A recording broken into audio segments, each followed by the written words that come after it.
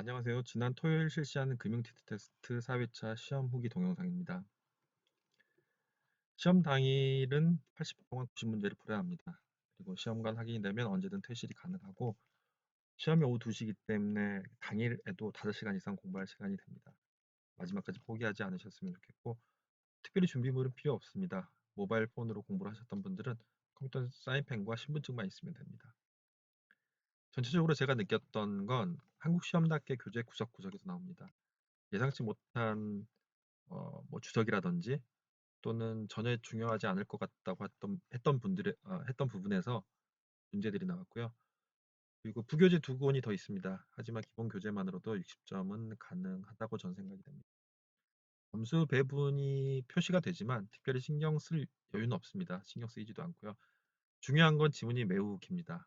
기존에 금융 자격증이라든지 다른 자격증 준비하셨던 분들 보셨던 지문 중에 가장 긴 정도라고 보시면 될 것 같습니다. 그리고 문제 자체가 뒤쪽에서 설명드리겠지만 중간중간 단어 하나 두 개를 바꿔서 함정을 만들어 놓은 형태가 있기 때문에 읽을 때 주의를 요합니다.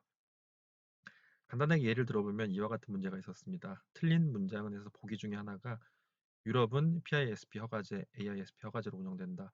하나는 지급 지시 결제업, 하나는 마이 데이터로 한국에 적용된 PST2에 대한 제도고요.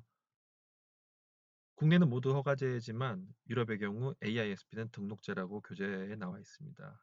언뜻 보기에는 문제 앞뒤 문장에서 전혀 이상한 점이 안 느껴졌었는데 이런 함정이 있었고요. 또 한 가지는 또 문제 자체가 단원 상관없이 또는 여러 가지의 개념을 복합적으로 낼 경우가 있었습니다. 문제는 이와 같은 형태였고 보기가 1, 2, 3, 4번 패키지에 대한 설명이었는데 NLTK, 내추럴 랭귀지 툴킷 패키지에 대한 설명입니다. 자연어 처리 패키지인데 보기 내용에 텐서플로우 기능이 포함된다라고 되어 있더라고요. 실제로 텐서플로우 기능은 포함되지 않습니다. 따라서 NLTK만 알아서는 안 되고 텐서플로우라는 패키지가 따로 있음을 알아야 풀 수 있는 문제였습니다. 이제 1과목부터 주요 키워드, 주로 제가 헷갈렸던 부분에 대한 키워드를 쭉 나열해 보았습니다. 키워드들이 적혀 있지만 앞서 설명드렸던 것처럼 전체적으로 교재를 보셔야 됩니다. 이 키워드들만 본다고 해서 또 그 문제가 나오는 보장이 없기 때문에 쭉 보시면 될 것 같고요. 스포티파이 같은 경우는 4과목에 소파이와 연결지어서 보기에 나왔던 보기로 출제가 됐었고요. 또 1과목 키워드 중에 양자 컴퓨터, 몬테카를로 시뮬레이션이라든지 애닐러였나요? 그와 같은 컴퓨터 이름을 가지고 언급된 부분이 있었는데 양자 컴퓨팅에 관련된 사례도 보기로 출제가 되었습니다. 한 가지 더 예시를 만들어 보았습니다. 예를 들어 보기 중에 이런 게 있었는데요. 미국의 스타트업들은 상세 업무 계획을 수립하여 설계 개발 테스트를 순차적으로 빠르게 진행하여 애자일의 효과를 극대화하며 시장에 진출한다. 전체적인 문맥상으로는 애자일에 대한 설명에 큰 문제가 없어 보입니다. 하지만 눈치채신 분도 있겠지만 설계 개발 테스트를 순차적으로 진행한다는 게 애자일의 사상과 일치하지 않습니다. 따라서 이 보기가 틀린 답이라고 저는 생각을 했었고요. 이와 같이 하나의 문장 안에 여러 개를 혼용하면서 상당히 헷갈리게 보기를 만들어 놨던 기억이 납니다. 이 과목의 키워드는 이런 것들이 있었습니다. 오픈뱅킹 세부 내용, 오픈뱅킹 차이도 정확하게 인지를 하고 갔어야 했었고요. 앞서 말씀드렸던 것처럼 각 오픈뱅킹 바스, 임베디드 파이낸싱, 그다음에 신용정보법 개정 내용 보시면 아시겠지만 단순한 개념의 이해보다는 굉장히 복합적이고 깊이 이해를 했어야 합니다. 또 이런 문제도 있었습니다. 레그테크 포털 관리는 어디에서 하는가? 정답을 아시는 분도 있으셨겠지만 저는 테크나 서브테크에 대한 개념은 알고 있었지만 포털 관리는 어디서 하는지 기억이 나진 않더라고요. 그래서 금융감독원이라고 생각을 했었는데 금융보안원이었습니다. 저는 이 문제를 틀렸던 것 같고요. 또 이런 문제가 있었습니다. A와 B는 모두 API를 사용한 기술이다. API라는 기술로 두 개의 개념을 묶은 문제였는데 A는 은행의 기능을 외부 핀테크 회사에, B는 금융결제에서 만든 플랫폼을 통해. 정답은 바스와 오픈뱅킹이었습니다. 실제로 교재상으로 바스와 오픈뱅킹은 굉장히 동떨어져서 챕터 구성이 되어 있는데 이와 같이 기술을 가지고 하나의 문제로 묶어서 숙제가 됐습니다. 처음엔 살짝 헷갈리는데 그래도 잘 읽어보면 이 정도 문제는 예, 풀 수 있었을 것 같습니다. 한 과목의 키워드가 가장 많습니다. 이것 말고도 아마 훨씬 더 나오긴 할 텐데 제가 생각나는 대로 적다 보니 교재 전체를 다 거의 커버하고 있습니다. 그래서 별 의미가 없긴 하지만 적어보겠습니다.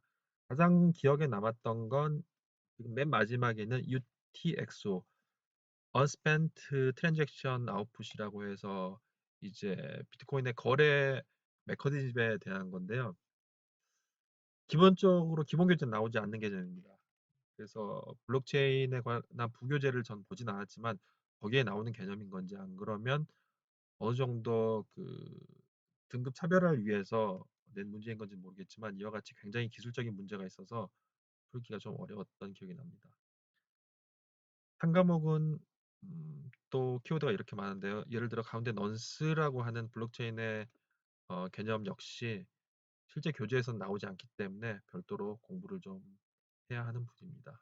첫 번째 개인 키, 공개 키의 로직도 기본적으로 저희들이 아는 것, 또 교재에서 제공하는 정보보다는 한 뎁스가 더 깊이 들어갔던 기억이 납니다. 마지막 4과목의 키워드입니다. 4과목은 뭐 예상했던 대로 사례 문제가 좀 많이 나왔던 것 같고요. 월마트 보기스는 당연히 언급이 됐었습니다. 오히려 BBVA나 DBS가 나올 거라고 생각했는데 월마트가 또 언급이 한 번 더 됐었고 골드만삭스 같은 경우는 그 마커스와 마커스나 이제 DT에 대한 내용을 쭉 언급하고 어떤 회사에 대한 설명인가라고 해서 보기 중에 이제 골드만삭스가 있었습니다. 그리고 일본은행의 차세대 점포 전략, 비대면 전략과 디지털 전략을 보기에 묶어 놔서 조금 헷갈리게 해놨지만 아마 정답은 비대면 전략이었을 거, 즉 아닌 게 비대면 전략이었을 거고 교재 438페이지에 보시면 일본은행의 차세대 전략, 컨설팅, 그다음에 디지털, 또 하나가 증권은행을 전체적으로 포괄해서 증권은행 신탁을 포괄해서 서비스를 제공한다와 같은 내용이 있기 때문에 확인해 보시면 됩니다. 짧게 1과목부터 4과목까지 제가 기억나는 대로 키워드 적었고요. 생각나는 대로 계속 업데이트는 할 예정입니다. 그러니까 그 동영상의 설명 부분에 있는 페이지 참고하셔서 혹시 나중에 이 동영상을 보시게 된다면 그 최종 업데이트된 페이지를 보시면 될 것 같고요. 일정대로라면 내년 5월에 시험이 다시 치러질 예정입니다. 제 나름대로 문제 복귀해서 내년 3월에 다시 한번 좀 고급형 문제라고 하는 문제집을 만들어 볼 예정이니 공부를 하시는 분들 중 이 동영상을 보시게 되면 링크 따라가셔서 문제 참조하시고요. 공부 열심히 하셔서 좋은 성적 있으시길 바라겠습니다. 감사합니다.